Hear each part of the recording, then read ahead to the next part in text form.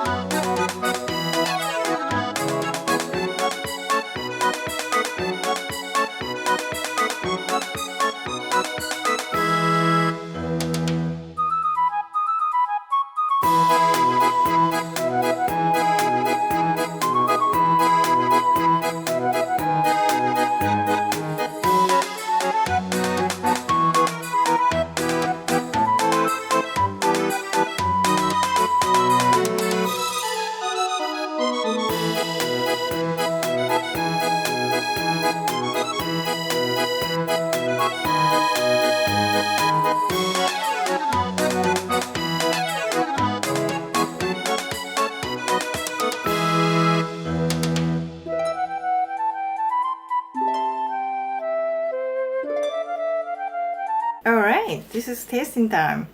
And here's the chicken nugget I made. The key is to make it really crispy. So be patient when you flip the pan. Longer you fry them, you'll get more crispy. So I have the vegan mayo with sriracha sauce mixed together as a sauce today. And I'm gonna try this out.